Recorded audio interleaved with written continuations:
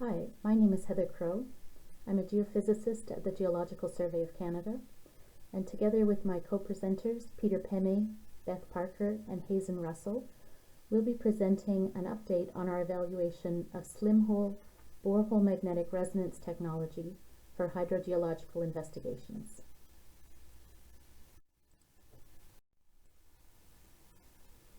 Given the volume of producible water that's tied up in the subsurface, we have an ongoing need for improved methods of characterizing aquifers and aquatarts for hydrogeological and contaminant studies. And borehole magnetic resonance, or BMR technology, provides us with a method to measure volumetric water content and estimate the pore size distribution using a downhole logging tool, and this makes it a potentially powerful instrument for hydrogeological studies. Only in the last 5 to 10 years have oil sector BMR tools been adapted into slim-hole tools that are suitable for hydrogeological studies.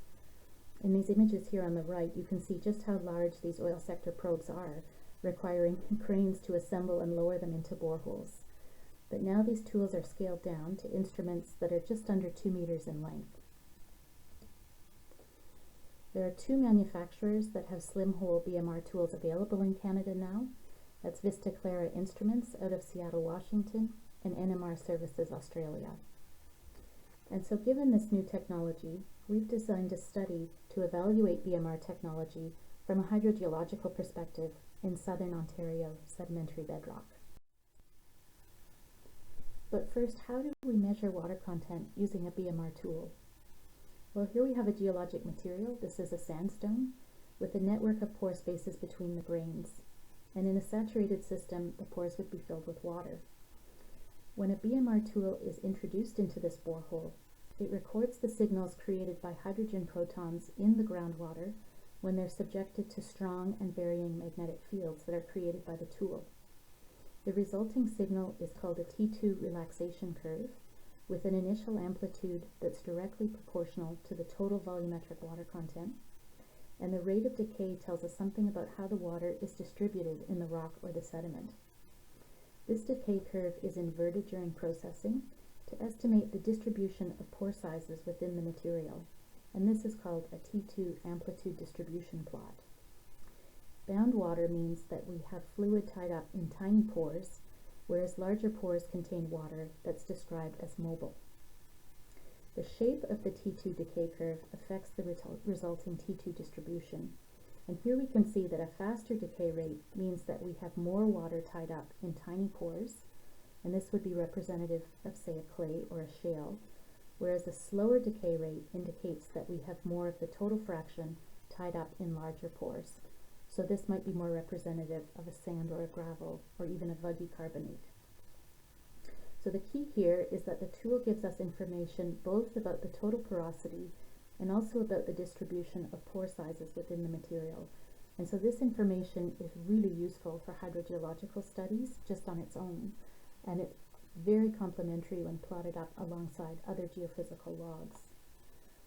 But I'll also add that this data can be processed a step further to estimate hydrogeological parameters like permeability and hydraulic conductivity along the borehole wall.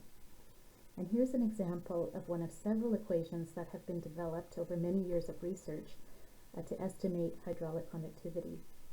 This formula uses information both from the T2 decay curve and the porosity to calculate K, along with several empirical constants shown here that are either developed from lab analyses or from site-specific studies.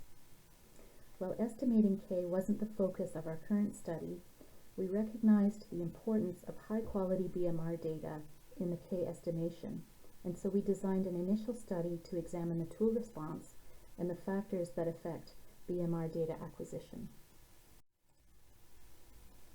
So during our study, we examined things like the tool response function. We also looked at factors like repeatability to give us a sense of how stable the system was over a period of hours to days. We looked at the effects of fractures cross-cutting the borehole on BMR response, and we looked at effects of parameter selection, so how things like the number of times we stack the data or whether we move the tool or keep it stationary during data acquisition affects the BMR response. And finally, we compared the BMR response to core measured porosities and other geophysical logs. And we've summarized our experience and results in a forthcoming paper. We conducted our study at 2 borehole calibration facilities in Ontario. The first was G360's Fractured Rock Observatory in Guelph, and the other was the GSC's Bells Corners Borehole Calibration Facility located in Ottawa. Both sites are located in different but complementary sedimentary basin settings and represent a range of carbonate and siliciclastic bedrock types that are typically encountered in southern Ontario. The boreholes at both sites are well studied with a number of core and downhole calibration datasets, and there's a complementary range of bedrock porosity types in both these bedrock settings. So G360's bedrock cluster is located on the University of Guelph campus's Arboretum and is where most of the logging for our BMR study took place. There are 10 boreholes in all at the site, both angled and vertical. The bedrock geology and the hydrogeological context of the site has been very well studied and characterized, and the BMR logging focused on these 5 central vertical boreholes at the site, all drilled to depths of 74 meters.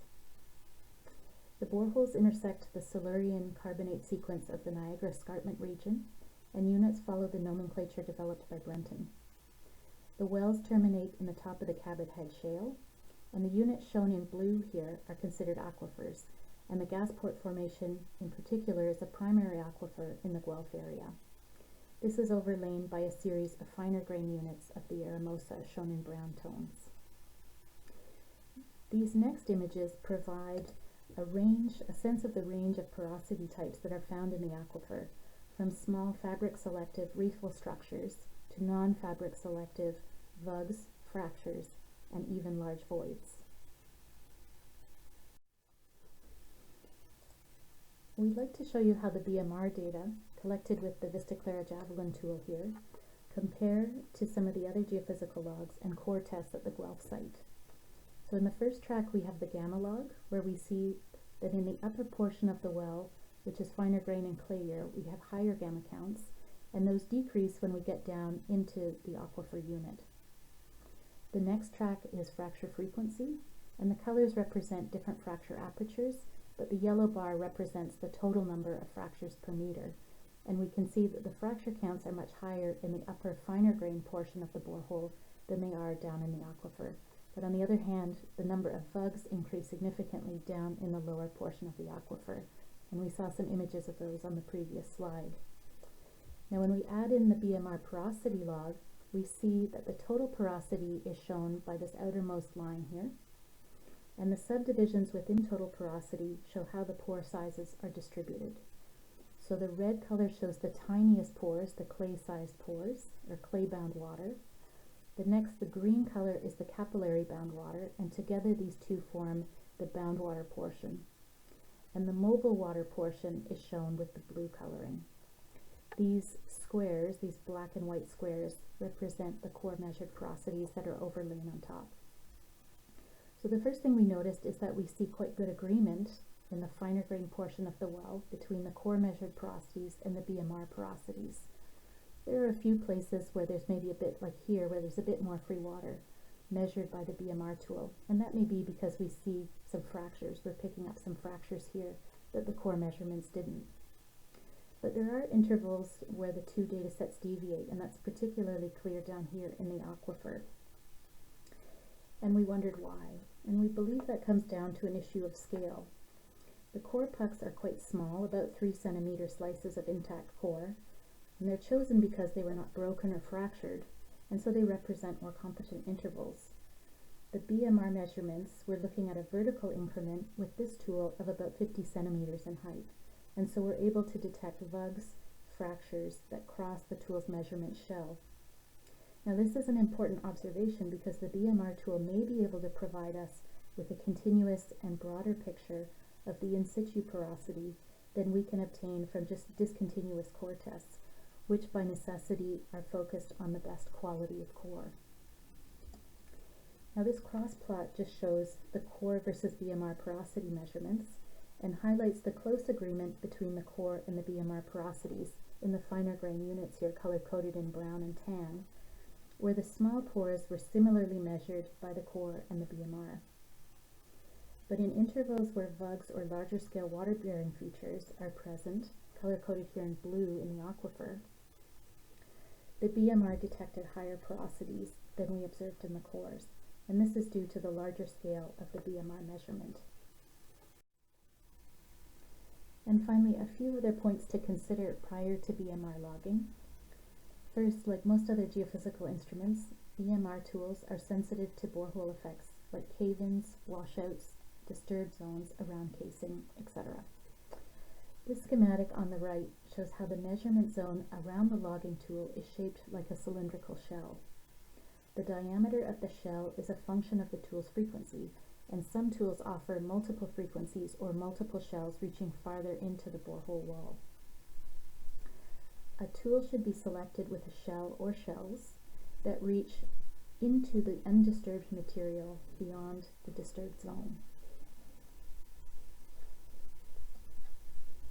We also found that the highest quality data were recorded when we ran the tool either at very low speeds or in a stepped mode, pausing in between readings. And this results in a rather slow data acquisition process. So a note here that high quality BMR logging takes time. A key point, or maybe the key point, is that the instrument cannot be used inside metal casings. Because of the strong magnetic fields created by the tool, the presence of a metal casing completely overwhelms the signal produced by the groundwater behind the casing. But the instrument can be used very successfully inside a PVC casing. And finally, this sensitivity to magnetic objects can also impact response in settings with magnetic mineralogy. We've completed a study recently in settings with shield-derived sediments and found that we need to consider effects of more elevated magnetic susceptibilities when we're selecting a BMR tool and when we're processing the data. In closing, G360 and the GSC are together conducting assessments of slim hole BMR instruments in bedrock settings typical of southern Ontario. Our results indicate favorable comparisons between BMR and core porosities, although we note that scale is a consideration when comparing the two data sets. We found that the technology can provide a highly useful contribution to hydrogeological studies, in that the tool provides a measure of continuous matrix porosity along the borehole at a scale larger than discrete core samples can provide. We also found that acquisition parameters, borehole conditions, and magnetic mineralogical effects need to be considered both when selecting a BMR tool and processing the data. Our ongoing research together will be looking at the calculation of K from BMR data and the impact of magnetic mineralogy on this calculation, and we're also interested in continuing to look at the issues of porosity, scale, and permeability with BMR data. And with that, I'd like to thank you and leave you with some references.